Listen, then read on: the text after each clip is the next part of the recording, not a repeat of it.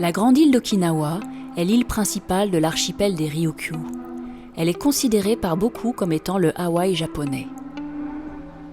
Située à l'extrême sud-ouest du Japon, elle se trouve à mi-chemin entre Kyushu et Taïwan.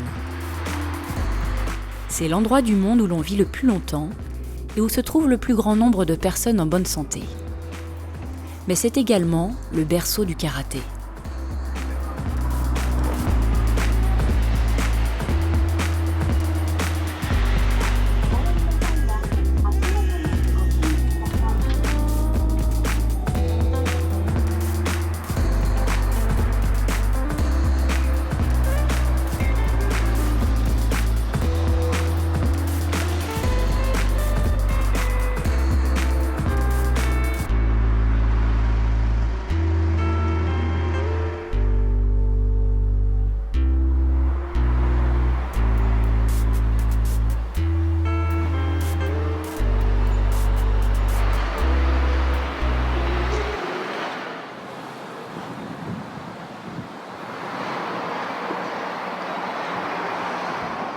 Situé dans la ville de Nishihara, le dojo du grand maître du karaté Okama Sensei accueille ses élèves, enfants et adultes, sur un parquet d'environ 100 mètres carrés, au lieu du traditionnel tatami. L'école de Okama Sensei enseigne le karaté de manière ludique et sportive. Ici, en plus des techniques, il est important de transmettre les valeurs liées à cette discipline. Ce grand maître du karaté considère ses élèves comme les membres de sa propre famille. Et cela se ressent dans sa manière d'enseigner. Chacun peut travailler à son rythme.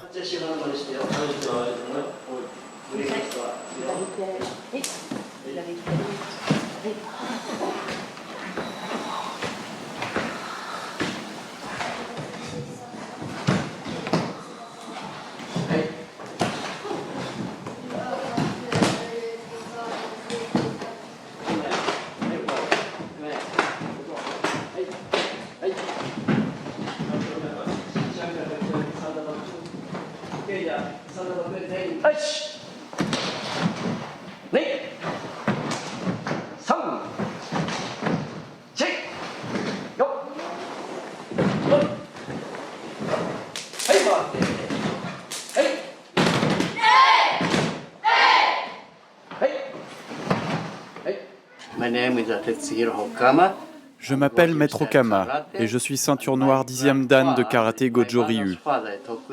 C'est mon grand-père qui m'a appris le karaté à l'âge de 8 ans. Aujourd'hui, j'en ai 72.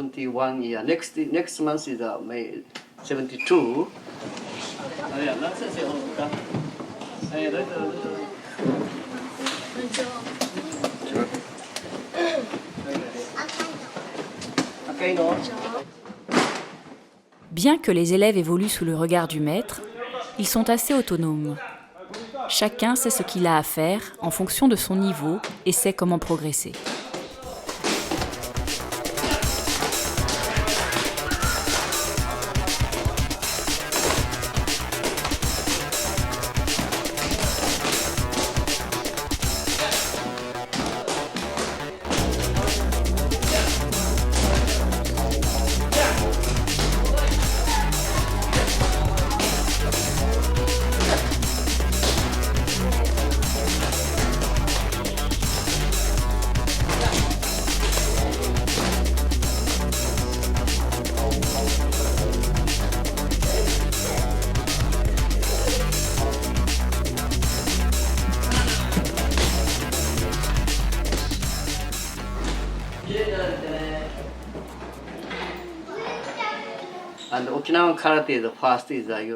Le karaté d'Okinawa puise ses origines dans deux groupes de pays différents. D'un côté, la Mésopotamie, avec l'Iran, l'Irak, l'Inde et la Chine, pour arriver jusqu'à Okinawa. Et de l'autre, l'Inde, l'Indonésie et la Malaisie.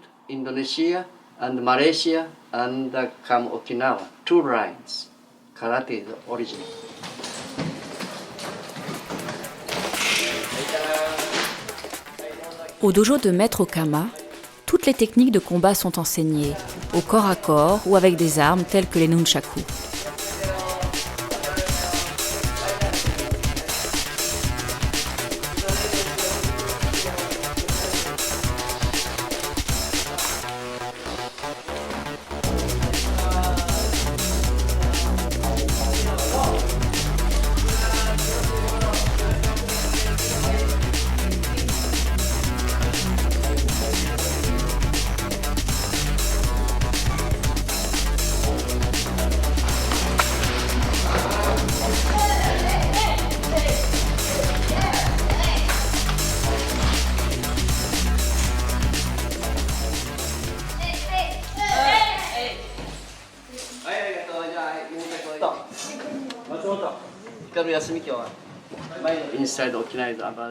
Au sein d'Okinawa, il existe environ 300 dojos, dont 60 à 70% pratiquent un karaté traditionnel sans compétition, tandis que les 30 à 40% restants pratiquent un enseignement dit de karaté mixte, mélangeant karaté sportif et traditionnel.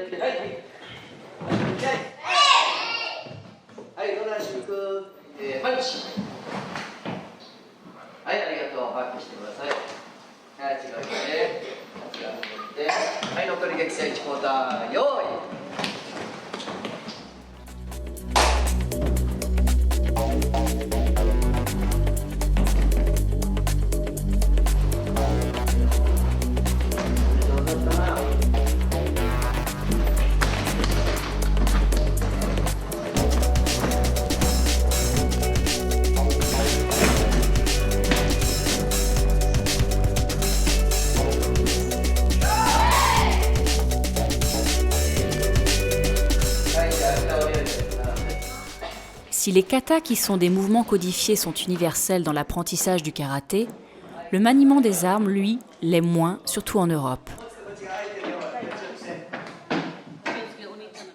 Dès leur plus jeune âge, les enfants commencent l'enseignement du karaté.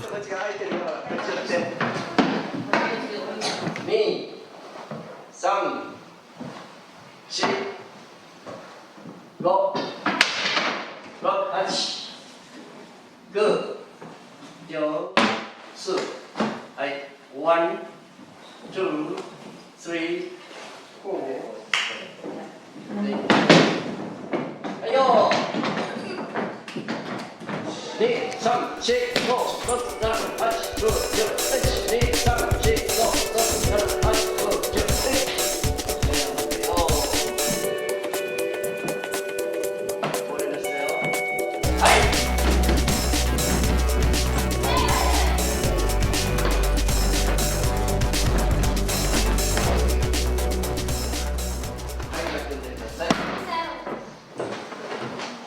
あちらで固まってるから、こっち空いてるんです。こ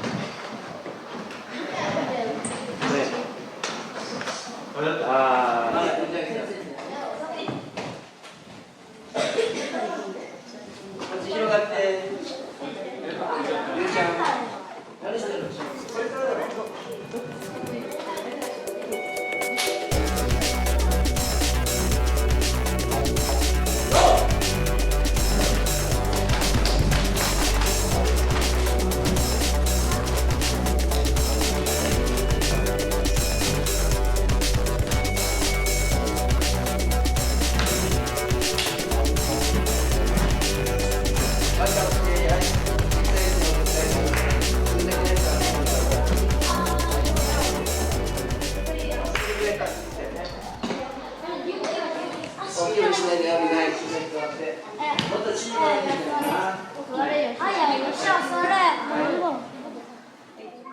？Dans le dojo, les photos sont prises essentiellement devant le Kamidana, un mini-sanctuaire shintoïste.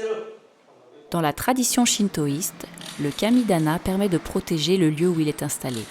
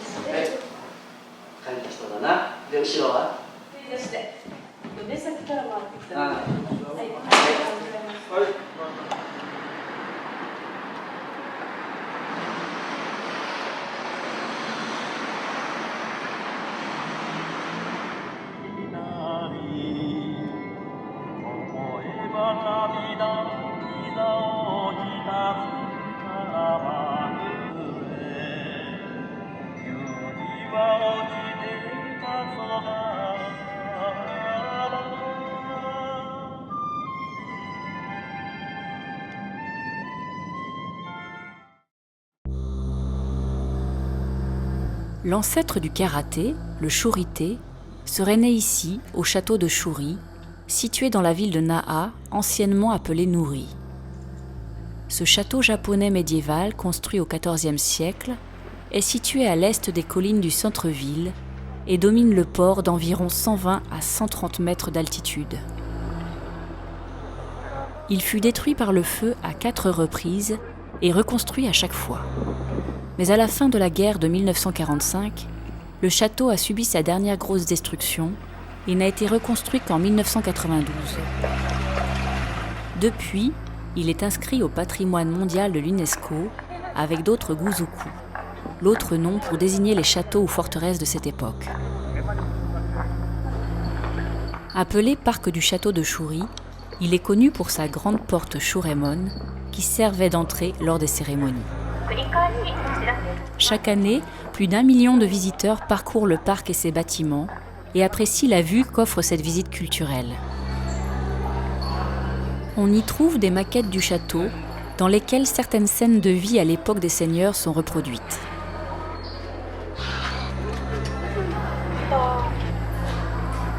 On y découvre également le trône et la couronne portés par le seigneur ainsi que son sceau.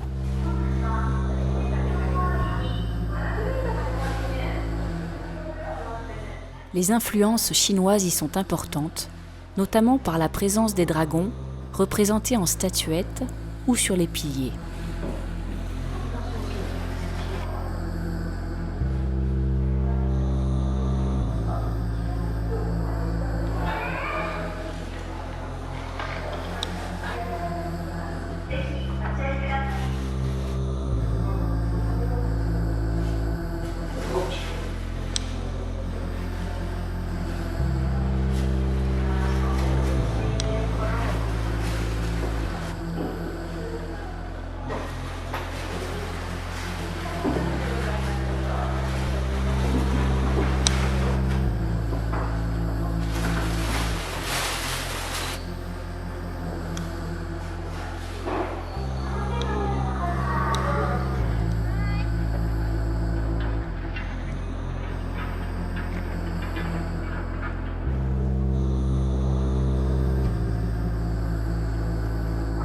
Le château de Katsuren fait partie des sites guzuku inscrits au patrimoine mondial de l'UNESCO. Situé à Katsuren sur l'île d'Okinawa, il ne reste plus que des ruines de ce château dont les origines semblent remonter au 7e siècle, alors que son âge d'or, lui, s'étale de la moitié du 14e siècle à la première moitié du 15e. En effet, il fut le château du seigneur Awamari qui au XVe siècle mit en difficulté le pouvoir royal par sa révolte et ses conquêtes militaires. Il offre une vue splendide sur la région centrale et sur l'océan Pacifique de part et d'autre de la péninsule de Katsuren, ce qui lui vaut d'être appelé Océan Guzuku.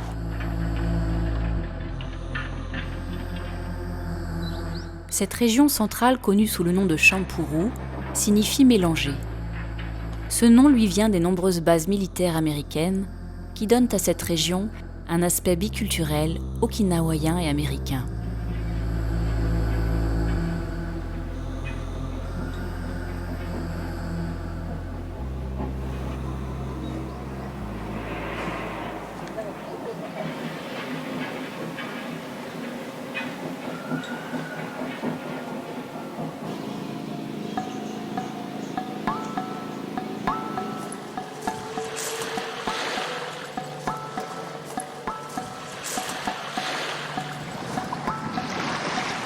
À Okinawa, les pêcheurs sont appelés uminshu, ce qui signifie littéralement « gens de la mer ». C'est un endroit idéal pour les pêcheurs grâce à ses récifs coralliens et à la température de l'eau de mer stable toute l'année. Il existe ainsi plus de 1000 espèces de poissons. Cela donne donc de nombreuses possibilités de pratiquer des pêches de styles différents.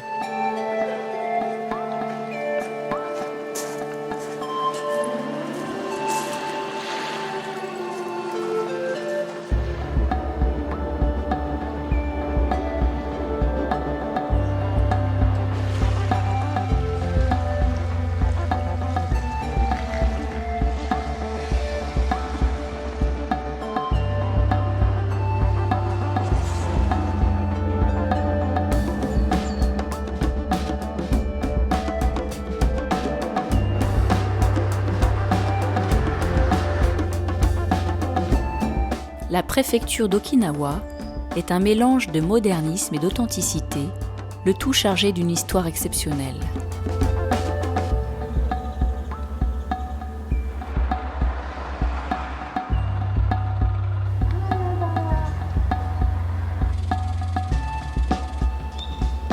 Une histoire que l'on retrouve notamment dans les shissa, dérivée de l'histoire des lions gardiens qui ont été importés de Chine au XIVe siècle. Plus qu'un simple symbole, ils sont devenus des icônes sur l'archipel d'Okinawa. Pour preuve, ils y ont pris une forme, une signification et une importance unique en Asie. Les shissa vont toujours de pair. Un mâle qui garde la bouche ouverte afin d'éloigner les mauvais esprits, et une femelle qui a la bouche fermée afin que le bonheur ne se sauve pas du foyer. Les shissa d'Okinawa ressemblent au croisement d'un chien et d'un lion et sont placés de part et d'autre des entrées des maisons ou sur les toits. Depuis peu, vous pourrez voir des shissa de forme, de couleurs et d'expressions moins traditionnelles, mais qui sont plutôt réservés à l'intérieur des foyers.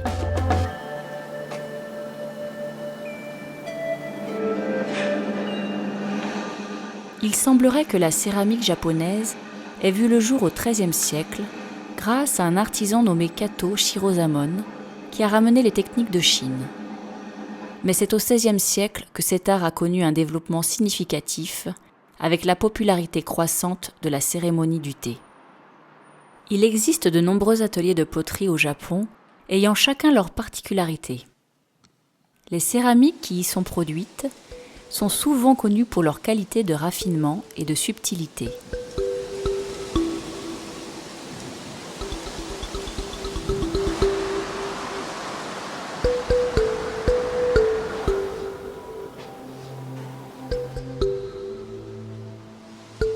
L'archipel d'Okinawa est un grand parc naturel où la faune et la flore présentes impressionnent par ses espèces et variétés diverses.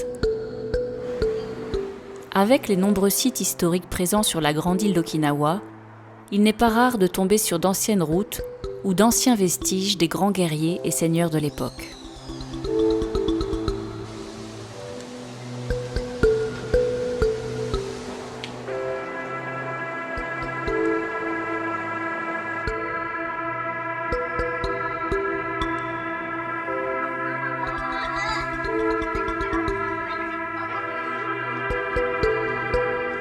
Au nord-est de Nara se trouve un cimetière connu par certains spécialistes du karaté okinawayen pour être le cimetière des maîtres du shurite. Les maîtres Matsumura, Itosu et Anashiro y reposent.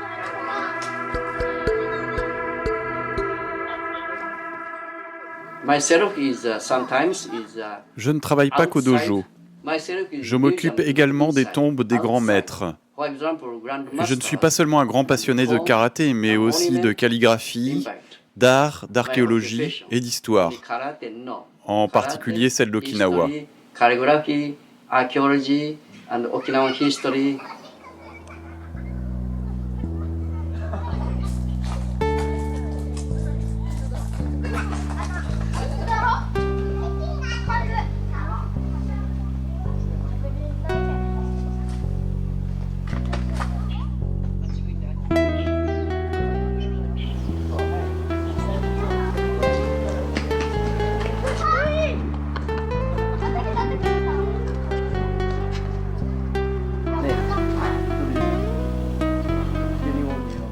Pour Maître Okama, faire la visite du cimetière des grands maîtres est un passage obligatoire dans l'apprentissage des élèves de son dojo.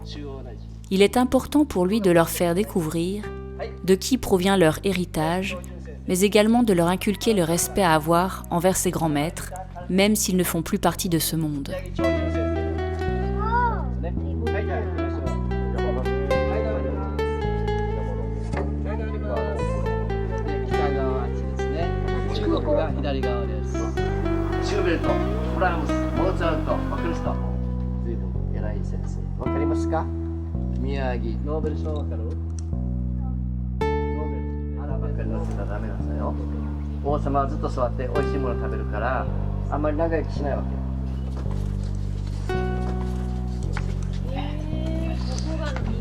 はい、宮城の映画のね。はい。乾いて、気合い。気合い。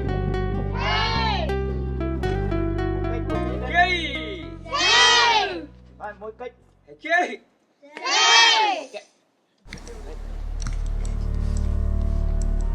L'arrêt sur la sépulture de maître Matsumura est l'occasion pour les élèves d'en savoir plus sur celui qui fut qualifié de maître par excellence. Maître incontesté et incontestable, il n'a jamais été vaincu. Ses incroyables qualités de combattant lui ont permis à 19 ans de devenir le responsable et l'instructeur de la garde du palais de Shuri, ainsi que le garde personnel du roi. Il paraîtrait même qu'il aurait tué un taureau d'un seul coup de poing.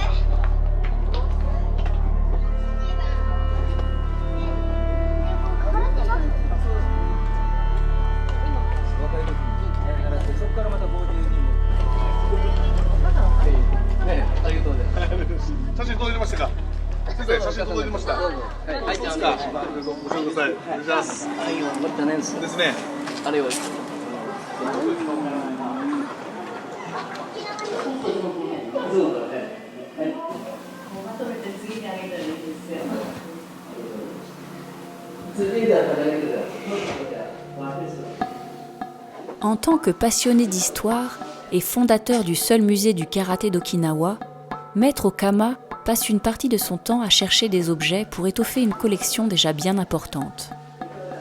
Armes, tenues, livres ou même photos, tout y est présent pour satisfaire la curiosité des plus jeunes et rappeler des souvenirs aux plus anciens. Au fil du temps, le musée est devenu un lieu de pèlerinage pour les karatékas et tous les amoureux du karaté.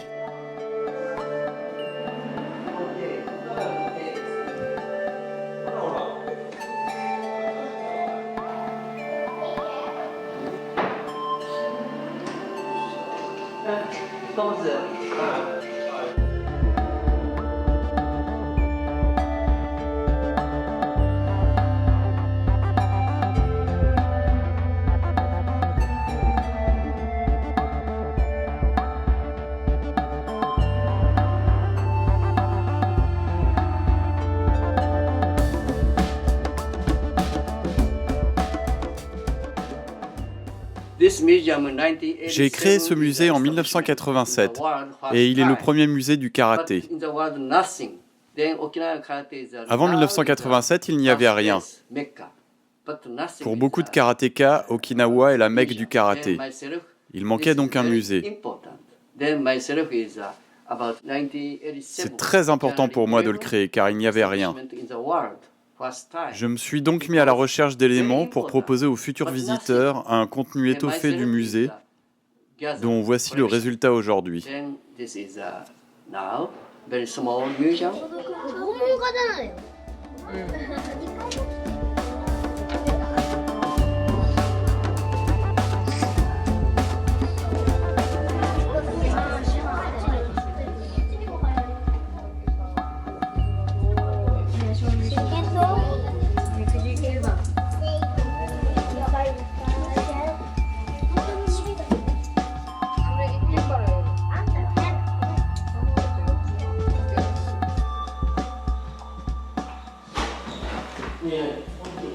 My grandfather and my friend and my karate teacher and another. Certains objets appartenaient à mon grand-père ou à des anciens, tandis que d'autres m'ont été offerts ou bien je les ai achetés.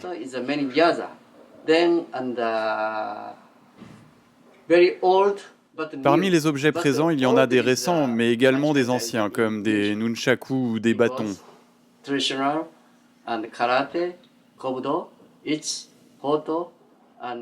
Ces objets font partie des origines du karaté. C'est pour cela qu'il est important qu'ils fassent partie du musée, tout comme les photos des anciens.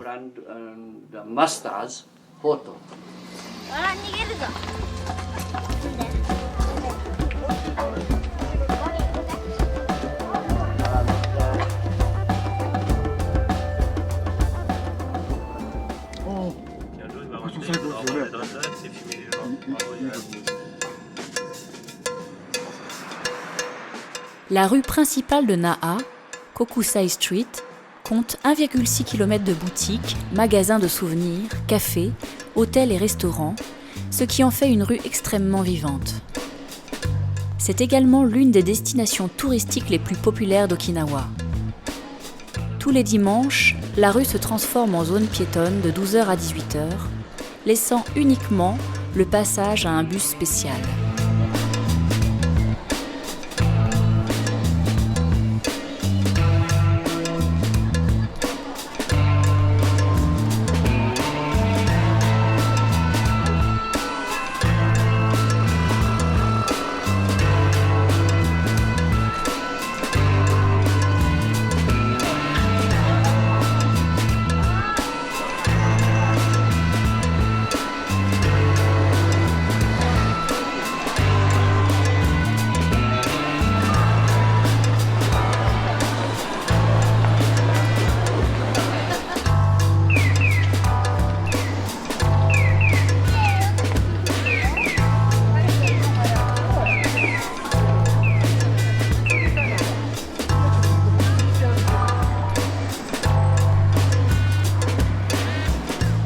L'un des moyens de locomotion de Naha est son monorail, connu sous le nom de Yui-Rail.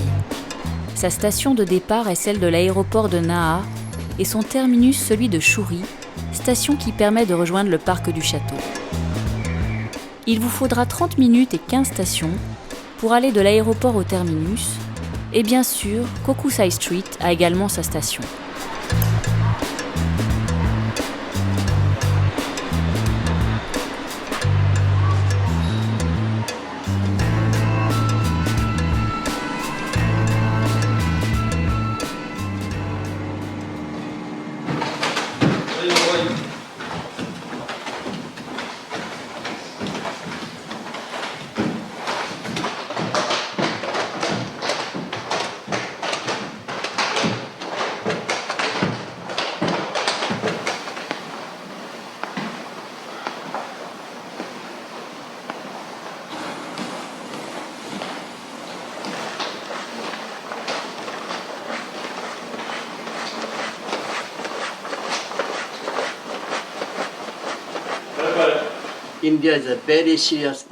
Les entraînements, les comportements et les caractéristiques des combattants sont différents d'un pays à un autre. Par exemple, en Inde, les élèves sont extrêmement sérieux. En Russie, ils sont forts et robustes. Tandis qu'au Canada, aux États-Unis, à Cuba et en France, les élèves ont une approche d'un karaté plus technique et beaucoup basée sur les coups de pied. Very high is attached to very high ranking kick. Le Goju-Ryu est un karaté qui utilise des techniques de saisie, de projection, de clés ou encore d'attaque de points vitaux. Okama Sensei accorde une place importante à la souplesse et au renforcement musculaire lors des entraînements. Il propose un travail de renforcement du corps basé sur des instruments de musculation spécifiques, mais également sur des techniques qu'il développe depuis des années. Il est important que le karatéka obtienne une grande forme physique et endurcisse son corps.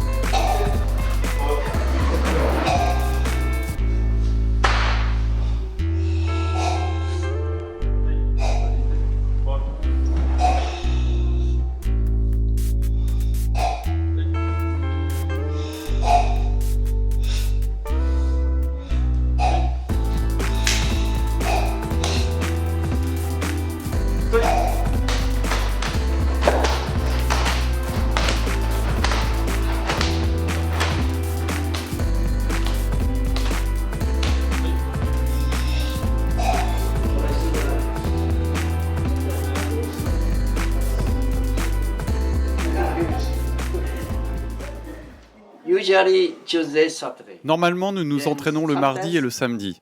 Mais lorsqu'il y a des stages, nous nous entraînons tous les jours, matin et après-midi. Night.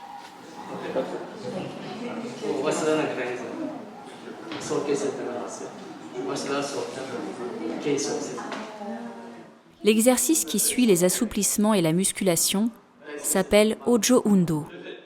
Il s'agit de répéter des techniques d'attaque et de défense, de travailler les postures et les déplacements. Une technique est présentée par le maître ou les professeurs, puis les élèves s'y exercent seuls ou à deux. Les répétitions exercées seules s'appellent des Tandoku Ojo Undo et celles exercées avec un partenaire s'appellent des Kumite Ojo Undo.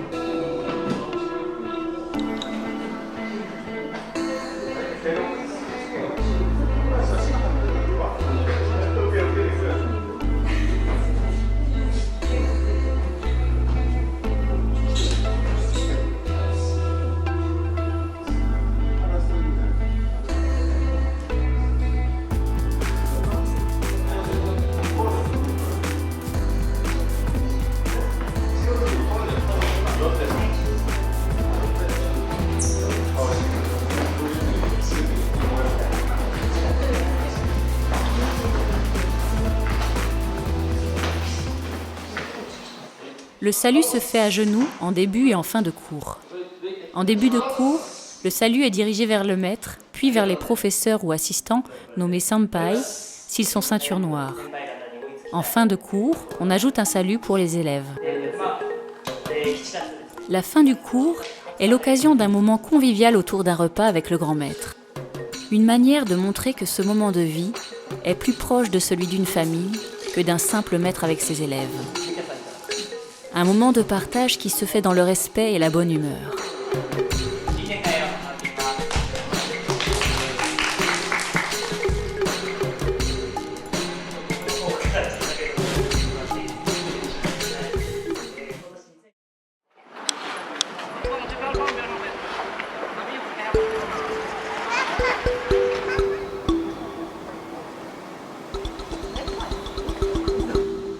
Les jardins de l'archipel des Ryukyu sont un mélange étonnant d'architecture japonaise et chinoise, à l'instar du jardin royal de Shekina-en.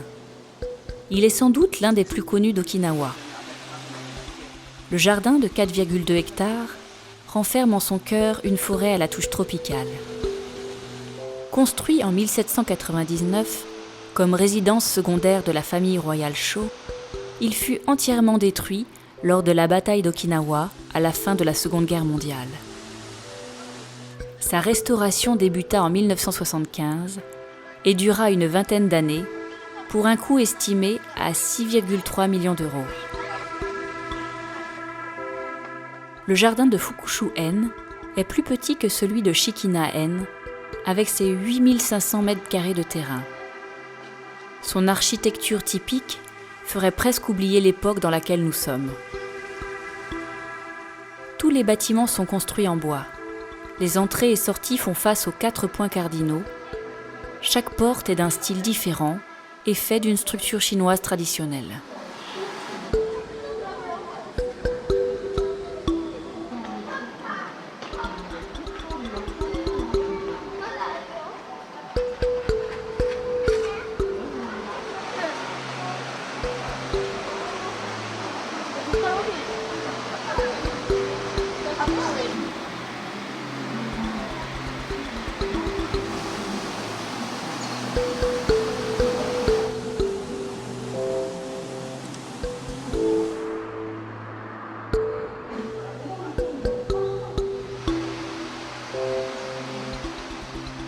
Dans le jardin royal de Shikina-en se trouve une maison traditionnelle japonaise en construction.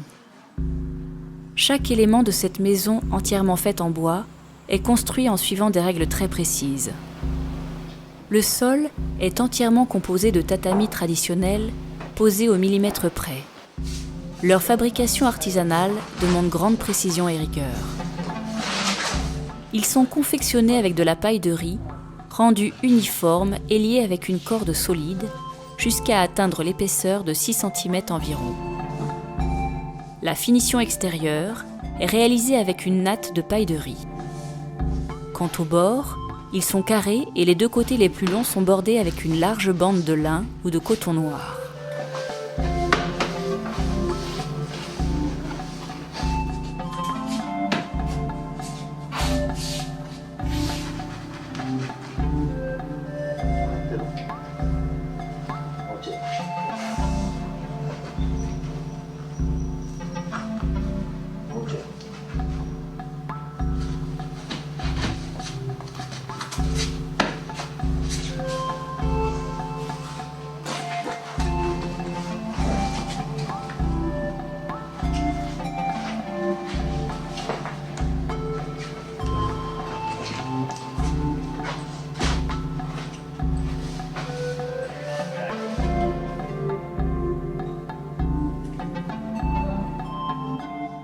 Les couloirs des maisons traditionnelles japonaises sont recouverts de parquet.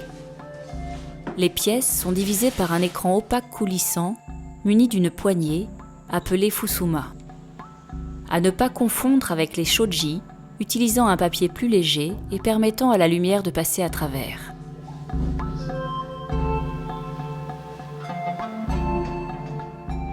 Les cuisines traditionnelles japonaises se ressemblent et sont en général équipées de la même manière, avec 1 ou 2 brûleurs à gaz, un grill, un micro-ondes et un petit réfrigérateur.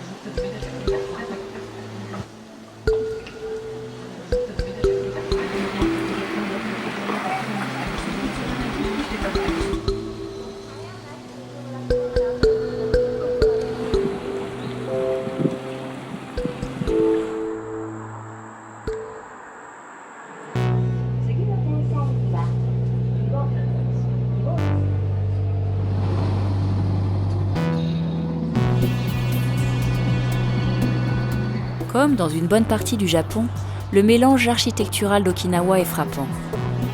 On peut rapidement passer d'habitations typiques, généralement sur un étage, à des bâtiments en béton souvent prévus pour résister aux nombreux typhons.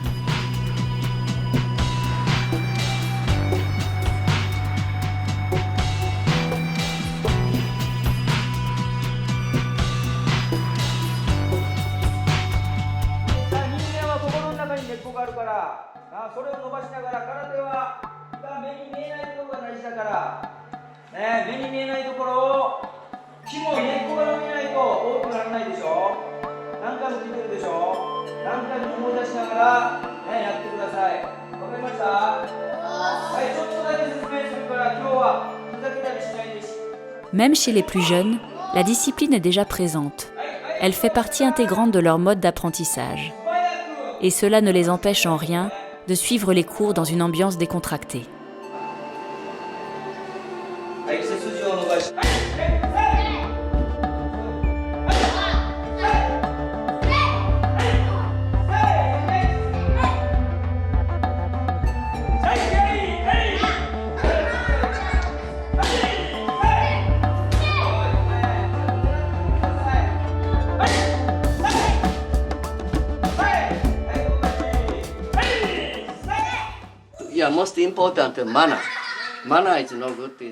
Il est primordial d'avoir une bonne discipline dans le sport comme dans la vie. Cela fait partie de l'éducation.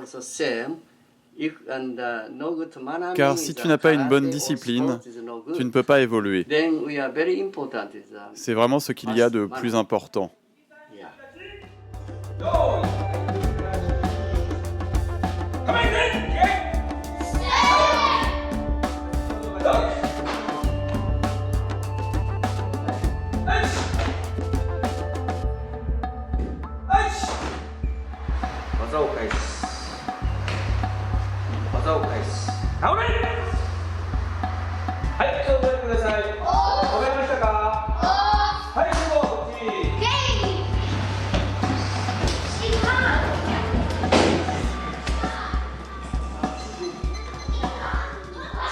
Les enfants apprennent la rigueur, l'entraide et la discipline lors de leurs entraînements. Et une fois encore, il est possible de voir que leur apprentissage se fait dans des conditions très agréables.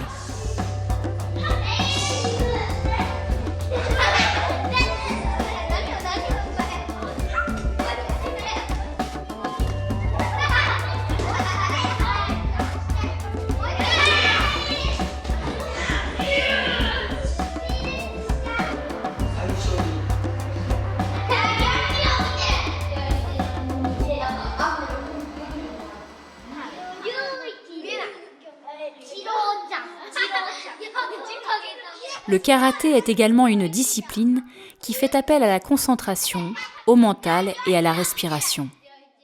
C'est notamment à travers un jeu ludique que les professeurs l'apprennent aux jeunes enfants. Le dessin au tableau permet aux enfants d'apprendre et de comprendre en s'amusant. Certains essayent de trouver de quoi le professeur va parler avant qu'il finisse. Une fois le dessin terminé, il donne l'explication.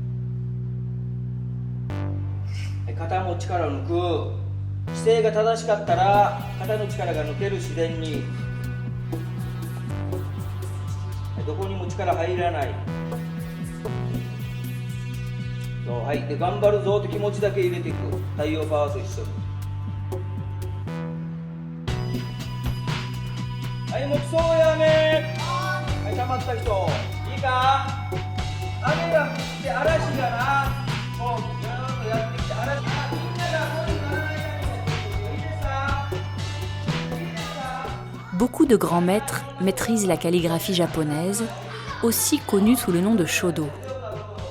Okama Sensei ne déroge pas à cette règle et maîtrise donc cet art de la belle écriture.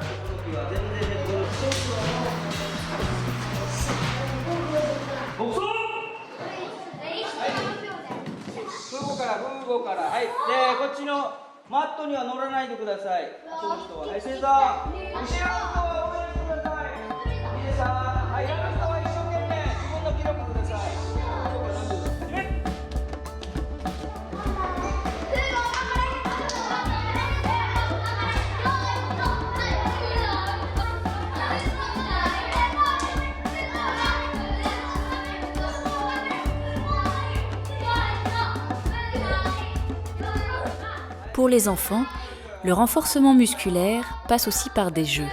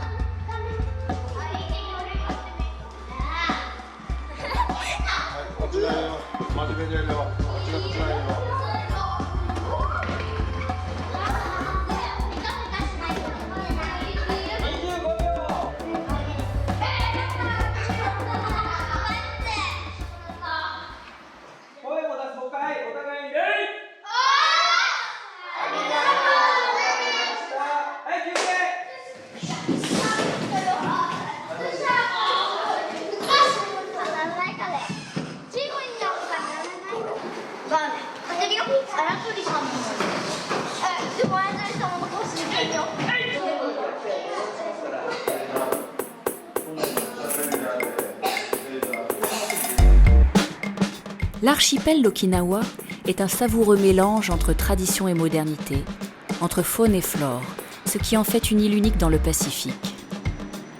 Malgré une grande présence américaine, l'archipel a su garder son identité.